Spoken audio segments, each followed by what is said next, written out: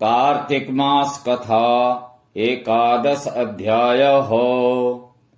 एक दिन देवर्षि नारद जी ने वेद व्यास जी से पूछा, हे व्यास जी, ब्रह्मचारी, गृहस्थ, वानप्रस्थी और सन्यासी, इन चारों आश्रमों में गृहस्थाश्रम को ही क्यों सर्वश्रेष्ठ माना गया है?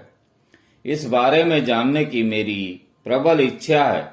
तब व्यास जी ने कहा, हे नारद, जैसे समस्त नदियां समुद्र में जाकर आश्रय पाती हैं और सभी जीव माता का आश्रय पाकर जीवित रहते हैं, उसी प्रकार भिक्षुक, ब्रह्मचारी, सन्यासी, विद्यार्थी, गुरु पूजक तथा यात्री, ये छह जीविका रहित होने पर भी गृहस्थों का ही आश्रय पाते हैं। ध्यान से सुनो, इस संबंध में मैं तुम्हें एक पुरातन इतिहास सुनाता हूँ। प्राचीन काल में उत्तानपाद राजा का उत्तम नाम का पुत्र अत्यंत बलवान तथा मदिरा पीने वाला था। राजा रानी दोनों स्नेह पूर्वक रहते थे। एक दिन राजा ने वैश्या का नृत्य देखते हुए मदिरा पान किया, साथ ही अपनी स्त्री से भी मदिरा पीने का आग्रह किया, परंतु रानी ने उनका कहना नहीं माना। तब राजा ने क्रोधित होकर अपने सेवकों को निर्जन वन में रानी को छोड़ आने की आज्ञा दी। अनुचरों ने राजा की आज्ञा का पालन किया। इसके पश्चात राजा ने दूसरा विवाह नहीं किया। रानी के वियोग को सहन करते हुए राजा प्रजा का पुत्र के समान पालन करने लगा। एक दिन एक ब्राह्मण ने राजा उत्तानपाद के समीप आकर निवेदन किया, हे राजन, मेरी स्त्री का किसी ने अपहरण कर लिया है। इस कारण मैं अत्यंत दुखी हूँ। आप मेरी पत्नी की तलाश करवाकर मुझे वापस दिलवाने की व्यवस्था करें। राजा ने कहा, हे महाराज, मुझे नहीं मालूम कि आपकी स्त्री को कौन, किधर और कहाँ ले गया है। इस स्थिति में उसे ढूंढ कर कहाँ से ला सकता हूँ? यह सुनकर ब्राह्मण बोला, राजन, छठा भाग के रूप में प्राप्त करने के कारण आप प्रजा के रक्षक हैं। मेरी स्त्री अपने घर में सो रही थी, वहां से उसे कोई हर कर ले गया है। अतएव आपका कर्तव्य है कि आप उसे कहीं से भी ढूंढ कर लाएं। राजा ने कहा, हे विप्र, मैंने आपकी स्त्री को कभी नहीं देखा है और न ही मैं यह जानता हूँ कि वो कैसे रंग रूप वो स्वभाव वाली है। तब मैं उसे कैसे खोज सकता हूँ?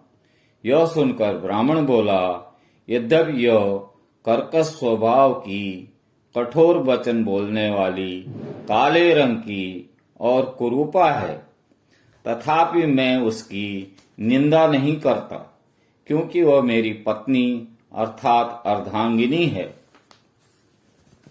यह सुनकर राजा ने कहा, जब तुम्हारी स्त्री ऐसी कुरूपा और क्रूर स्वभाव की है, तब तुम उसे प्राप्त करके क्या करोगे? उसके स्थान पर मैं तुम्हें अत्यंत सुंदर, शील स्वभाव की अन्य स्त्री दे सकता हूँ। ब्राह्मण ने कहा, हे राजन, मेरी पत्नी मेरे धर्म कर्म की अर्धांगिनी है, अतः उसकी रक्षा करना मेरा परम धर्म है। जो पुरुष अपनी स्त्री की सुरक्षा नहीं करता, उसके वर्ण संकर संतान उत्पन्न होती है और उसके पितर नरकवासी होते हैं। वैश्यागामी पुरुष का कल्याण कभी नहीं हो सकता, और जो मनुष्य ऋतुकाल के पश्चात अपनी स्त्री से सहवास करता है, उसके पितर 1 मास तक उसके रुधिर में तैरते हैं। ब्राह्मण के ऐसे वचन सुनकर राजा अपने शस्त्रास्त्र लेकर और रथ पर सवार होकर उस स्त्री को खोजने चल दिया। कुछ दूर जाकर उसने एक आश्रम देखा जिसमें एक महान तपस्वी कुशा के आसन पर विराजमान थे। राजा को आश्रम में आया देखकर भी ऋषि ने उनका कोई आदर सत्कार नहीं किया। ऋषि कहने लगे, मैं जानता हूं कि तुम राजा उत्तानपाद के पुत्र हो, मगर यहाँ किस कारण आए हो? राजा ने कहा, हे मुने, एक ब्राह्मण के घर में कोई उसकी स्त्री को हर कर ले गया है।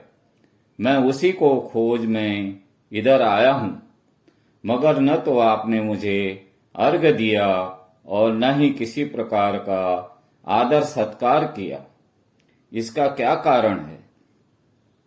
ऋषि ने उत्तर दिया, हे राजन, तुम अर्घ के योग्य होते हुए भी इस समय उसके पात्र नहीं हो, क्योंकि तुमने अपनी निरपराध स्त्री का वन में त्याग किया है। जहां स्त्री का यह धर्म है कि वह तन मन से पति की सेवा करे तथा उसकी जानकारी आज्ञाकारी रहे, वहीं पति का भी यह धर्म है कि वह अपनी स्त्री का यथोचित सम्मान करे। जिस घर में स्त्रियों का मान होता है वहां पर देवताओं का वास होता है। इसके विपरीत जहां स्त्रियों का निरादर होता है वहां सुख शांति कभी नहीं रह सकती। इतना सुनकर राजा अत्यंत लज्जित होकर पूछने लगा, भगवान, आप भूत, भविष्य और वर्तमान तीनों कालों के जानने वाले हैं, अतएव कृपा करके बतलाइए कि ब्राह्मण की स्त्री को हरकर कौन, क्यों और कहाँ ले गया है। तब ऋषि ने ध्यान धरकर कहा, राजन, अदिति का पुत्र बलाक नामक राक्षस उस ब्राह्मणी को हरकर उत्पलावर्त वन में ले गया है। तुम उसको ढूंढकर ब्राह्मण का संयोग कराओ। यह सुनकर राजा मुनि को प्रणाम करके अपने रथ में सवार होकर उत्पलावर्त वन में जा पहुंचा। वहां जाकर राजा ने देखा कि एक स्त्री बिल्व फल खा रही है। ब्राह्मण ने जैसा बताया था वैसा ही रंग रूप देखकर राजा ने उसे पहचान लिया और कहा, हे कल्याणी, तुम कौन हो और इस वन में क्यों आई हो? तब ब्राह्मणी बोली, मैं अतिरात्र की पुत्री तथा बिलासपुत्र की स्त्री हूं।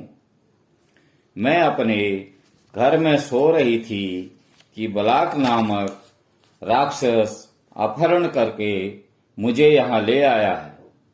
यहाँ लाने के बाद उसने न तो मुझे किसी प्रकार का कष्ट दिया है और न मेरा सतीत्व नष्ट करने का प्रयत्न किया है। इतना होने पर भी अपने पति के वियोग के कारण मैं अत्यंत दुखी हूं। राजा ने पूछा, हे ब्राह्मणी, वो राक्षस कहाँ गया है? तब ब्राह्मणी ने बताया कि वो इस वन में अमुक स्थान पर गया है। जब राजा ब्राह्मणी द्वारा बताए स्थान पर पहुंचा तो राक्षस देखते ही राजा के चरणों में गिरकर बोला, राजन, मेरे लिए क्या आज्ञा है? तब राजा ने कहा, अरे निशाचर, तू ब्राह्मणी को हर कर क्यों लाया है? यानी तू इसके साथ विवाह करना चाहता है तो यह अत्यंत कुरूपा है, और यदि तेरी खाने की इच्छा है तो वैसा कह। तब राक्षस कहने लगा, राजन, मेरे घर में अनेक रूपवती अप्सराएं हैं। उसके अतिरिक्त मैंने कभी किसी स्त्री से भोग की इच्छा नहीं की और न ही मैं मांस भक्षण करता हूं। मैं तो पूर्व जन्म के पापों का प्रायश्चित कर रहा हूं। इस ब्राह्मणी का पति राक्षसों को मारने का मंत्र जानता है।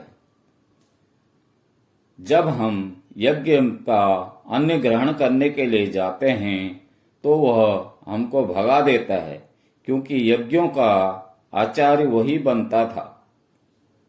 इसी कारण उस ब्राह्मण को दुखी करने के लिए मैं उसकी स्त्री को हर लाया हूं। शास्त्रों के नियमानुसार स्त्री के बिना पुरुष को धार्मिक कष्ट करने का अधिकार नहीं है, अतः वह यह यज्ञों में आचार्य नहीं बनता। राक्षस के वचन सुनकर राजा ने विचार किया कि यह भी परोक्ष रूप से मेरी ही निंदा कर रहा है। मुनि ने भी स्त्री का त्याग करने के कारण मुझे अर्घ्य योग्य नहीं माना है। तभी राजा को विचार मग्न देखकर राक्षस कहने लगा, हे राजन, मैं आपकी प्रत्येक आज्ञा का पालन करूंगा, आप आज्ञा दीजिए। इतना कहकर वो हाथ जोड़कर खड़ा हो गया। राजा ने कहा, हे निशाचर, तुम इस ब्राह्मणी को इसके घर पहुंचा दो और इसके बाद जब भी मैं याद करूं तुम मेरे पास आ जाना। इतना सुनते ही वो राक्षस ब्राह्मणी को लेकर उसके घर छोड़ने चला गया। इसके बाद राजा विचारने लगा कि मैंने अपनी निर्दोष पत्नी को घर से निकाला है, अतएव मैं अब कौन सा ऐसा पुण्य कर्म करूं जिससे इस पाप से निवृत्ति हो। तब राजा ने पुनः उन्हीं मुनि के पास जाकर उससे उपाय पूछा। मुनि ने कहा, हे राजन, पुरुष के लिए स्त्री धर्म, अर्थ, काम, मोक्ष सभी कुछ देने वाली है। इतना ही नहीं, स्त्री के बिना इस लोक तथा परलोक कहीं पर भी सुख की प्राप्ति नहीं हो सकती। स्त्री चाहे कैसी ही कुरूपा, मूर्ख, रोगी, दरिद्री या खोटे स्वभाव वाली क्यों न हो, पुरुष को उसका सम्मान करना ही चाहिए। पश्चाताप करते हुए राजा ने कहा, हे मुनि, मैंने अपनी निर्दोष पतिव्रता स्त्री को त्याग दिया है, अतएव अब मैं क्या करूं? मुनि ने कहा, हे राजन, तुम्हारी स्त्री को अकेली वन में घूमते देखकर सतापात नामक नाग उसे पाताल लोक में ले गया है। उस नाग की नंदा नाम की एक कन्या है, जिसने उसको घर में छुपा रखा है। यह सुनकर राजा वहां से अपने घर आया तो ब्राह्मण को स्त्री सहित अपने घर में देखकर अत्यंत प्रसन्न हुआ। इसके बाद राजा ने ज्यों ही बलाक राक्षस को याद किया, वो तुरंत उपस्थित हो गया। तब राजा ने उसे पाताल लोक से अपनी स्त्री लाने का आदेश दिया। आज्ञा मिलते ही बलाक पाताल लोक गया और वहां से राजा की स्त्री लाकर उनको सौंप दी। तदंतर राजा और रानी स्नेह पूर्वक रहने लगे। नारद जी ने अंत में कहा, हे राजा प्रथु, यह गृहस्थाश्रम महात्म्य हमने तुमको विस्तार पूर्वक सुनाया। अब और क्या सुनना चाहते हो सो कहो। इति एकादश अध्याय समाप्तम। भज मन नारायण नारायण नारायणं, श्रीमन नारायण नारायण नारायणं, श्री हरि नारायण नारायण नारायणं। बोलो नारायण